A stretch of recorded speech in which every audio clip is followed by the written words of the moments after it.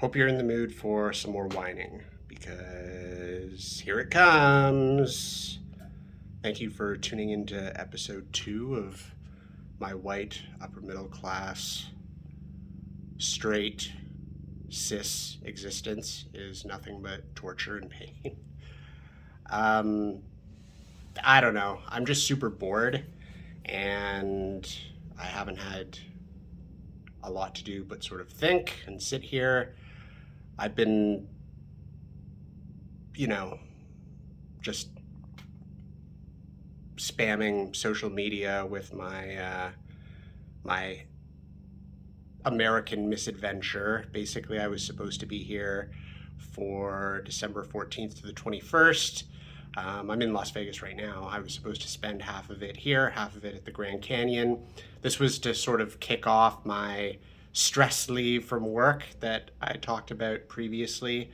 That was supposed to be hopefully some kind of panacea for my anxiety and some depressive symptoms. And, it was going to be this great kickoff. And, I love Las Vegas. I've been here a bunch of times and I wanted to explore the Grand Canyon a bit more. And what ended up happening was I flew down on the 14th and I felt okay, a little bit tired, but I just figured that was, 2 flights, all day traveling.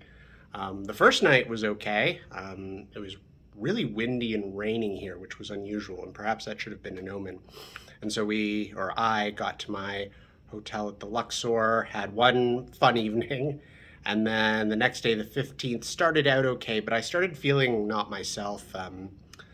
I was just feeling like I was coming down with something, just feeling crappy, I guess. This kind of malaise and chills and all of that. It felt like a cold or maybe a light flu or whatever, but I was in the current setting pretty concerned, so I went for a rapid COVID test the next day on the 16th, and it's a boy. I was positive. I was super scared. I remember I got the test done near like the suburbs, and once I found out the results, I was sort of just trying to find secluded areas in the neighborhood that no one would come near me, and I didn't know if I had to pay someone to buy tents for me and I'd have to live as a hermit somewhere. Anyway, so I basically isolated for the next 10 or so days, first at the Luxor, and then I had to move because the Luxor got way more expensive, and now I'm at a hotel off the Strip.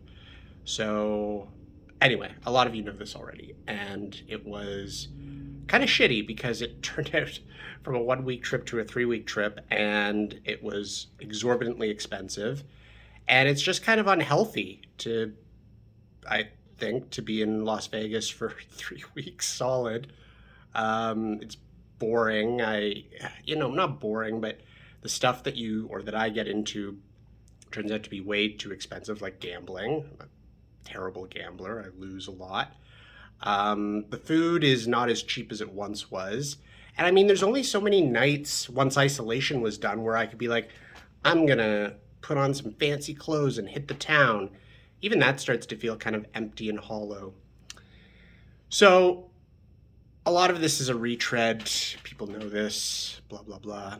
But it's a bummer, really, that, the difference between myself now and myself when I made that other kind of, coming to Jesus video is that a big chunk of my leave is used up, a big chunk of money is gone, and I didn't really get the vacation that I wanted, and I sort of missed Christmas. I went out at New Year's because isolation was done by then, and that was all right. That was fun. But yeah, it sucks. And it got me to thinking about a lot of stuff, and it sort of has led me to realize that I probably need to work on my coping mechanisms a little bit. I find, and maybe this was the case before I came down here too, because I was going through a rough time, as I sort of talked about. But, you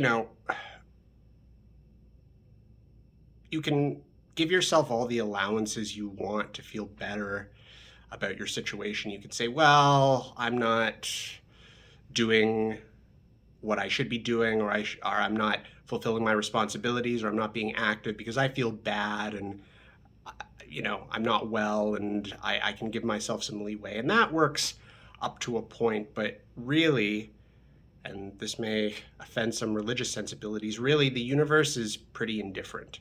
There isn't a cosmic scorecard saying that because you went through a rough, shitty couple of months, you're due for a great couple of months in 2022.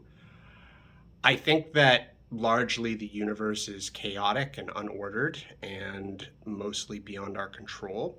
I think, though, we do have some degree of control over our behavior, and our behavior affects the immediate sphere that we're in to a degree. I mean, no amount of behavior is going to stop to use kind of a cruel, horrid example, a drunk driver from hurtling into you when you cross the street after looking both ways. There's always going to be things that are beyond our control, but I don't want to get super deep and philosophical. And in any event, these are mostly platitudes that other more brilliant minds have elucidated more eloquently than I have. But thinking about my own situation, I find that I'm sort of just falling into these cycles of compulsive, dumb activities over and over again. That, I mean, I'm not doing lines of blow off of the midsection of a lady I met in an alley or anything like that. But I'm sort of obsessively swiping on these dating apps. I'm gambling. I'm going out for nice meals and thinking that that's going to make me feel better. And it's another cliche, but it really is sort of filling a void, and the void isn't really being filled. And I'm also continuing to sort of feel this kind of apathy. In a way, it would be more useful to have this really deep, visceral, acute sadness that the trip went shitty and it wasn't what I was intending, and it turned out to be a lot worse than I wanted it to be, and yada, yada, yada. But I just kind of feel like a dull sort of emptiness and apathy. And the apathy and the attempts at void filling kind of lead me to treat other people, good people in my life, with neglect and kind of as disposable entities. And that's really wrong. And it's caused me to not be in contact as much as I should or reach out. And I've spoken to some people about this, and it's weird that I'm more comfortable making this kind of video than I am, making amends directly, but that's probably another thing to work on. So it's easy to, excuse me, it's one thing to say what the problem is and identify it with relative ease, and it's another thing to do something constructive about it. And that's sort of the crossroads where I'm at. I can sort of see fairly clearly that even so, I'd even extend it to social media. That stuff is maybe I'm a little too reliant on. You may say, well, why are you posting this video? And that's a great question. And shut up. And I'm asking the questions around here. But I think that it's something that I've got to really address and really find meaning and find fulfillment in more permanent, more wholesome, more sustaining activities, I guess. But still, it's fun to swipe the apps. It's fun to be on social media. It's fun to gamble. It's fun to go out for meals. It's fun. But they kind of leave me feeling hollow and empty after. And maybe, as I said, there was some of that going on before. So if nothing else, this sort of misadventure, this hedonistic odyssey that turned into kind of a nightmare, not nightmare, that's rough, but kind of, I feel like I'm in purgatory. I feel like I'm in limbo. And this limbo is filled with slot machines and card tables and steaks and flashy lights and all stuff that I love, but probably too much of a good thing. and I'm going to be coming back on the 4th, back to lockdown. So I don't even know that there's a clear type of solution right there. Even if it wasn't in lockdown, maybe there is no easy, simple solution. But it's something to think about. And I think the point that I was trying to make before is, if nothing else, maybe this journey down here has given me a little bit of perspective and a little bit of it's offered a good opportunity for some sober, cold self-reflection. I may not be that great a person. I always sort of assumed that about myself, that I had my faults, but I was fundamentally quite good, and treated others well, and was valuable and talented and all of that. But I shouldn't assume that so readily, I think. Or maybe I shouldn't assume that it is just intrinsic in me and exists without conscious, purposeful effort. Maybe I fell into that trap for too long. And maybe this has helped me to see that either none of it is true, or it cannot exist in a void without action or without consciously cultivating those virtues and cultivating the opinions of those around you.